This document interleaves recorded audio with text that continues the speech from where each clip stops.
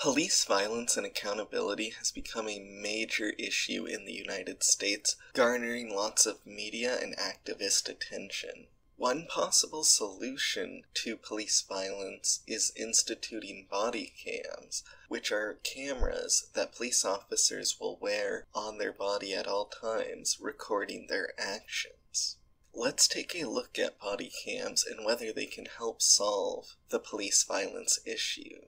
Body cams help prevent violence. Most studies of police institutions that have implemented body cams have found that both police and respondents are less likely to use violence. Some studies indicate a drop-off of violence in more than 50%, and this makes sense logically, as when you know you're being recorded and that your actions can be scrutinized later, you're probably much less likely to engage in things that might make you look bad and possibly even get you fired or arrested, whereas without body cameras, there is really no way for police to be held accountable for this. Of course, that brings us to the next biggest reason for body cameras. They increase accountability. There are times when we simply do not have enough evidence to know what really happened, such as in the shooting of Mike Brown in Ferguson. We really don't know exactly what went down there. We have some witnesses and police testimony that are very conflicting,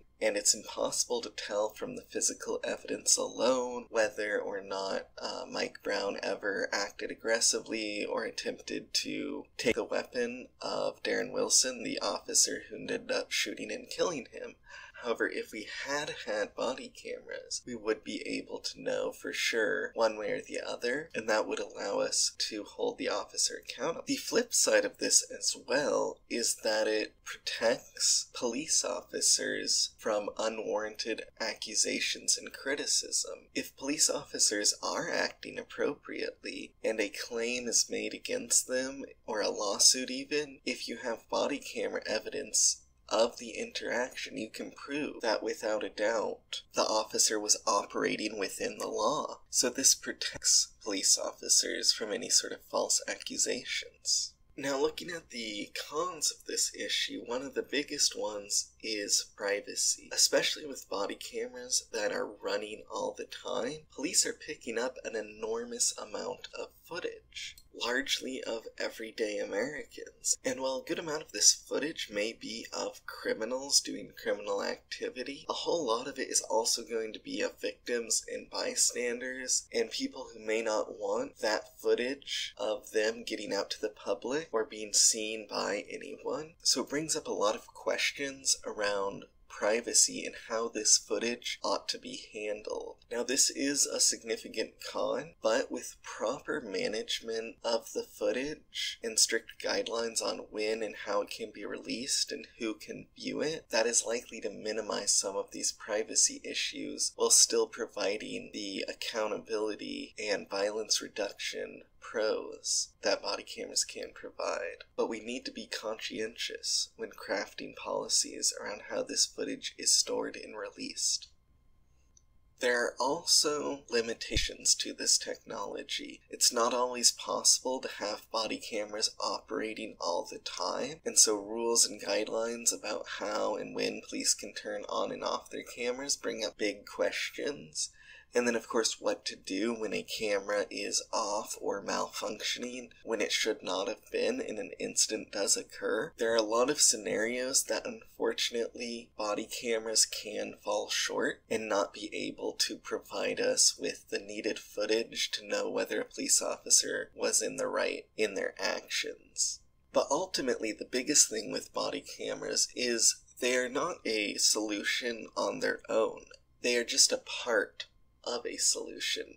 Many people think all we need are body cameras on every police officer and then we'll have the footage prove all the wrongdoing that police officers are involved in, and that'll solve all of our problems around police violence.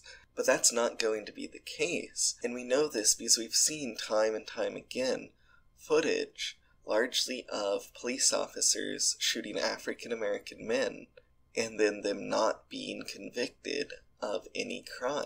This happened with Philando Castile, it happened with Eric Garner, and it's happened with many others as well, where even though we have footage, we're unable to hold anyone accountable. So there needs to be more than just body cameras if we're going to reform policing in a way that reduces police violence and increases police accountability. However, body cameras are likely a prerequisite to doing that. It is very hard to implement a lot of other reforms, particularly reforms based around accountability and holding police officers to the law, without the critical video footage that body cameras would provide. Let us know what you think about police body cameras, and what you think should be done to protect the privacy of innocent civilians who are filmed by these body cameras, and what else needs to be done in order to address police violence and accountability. And please like and subscribe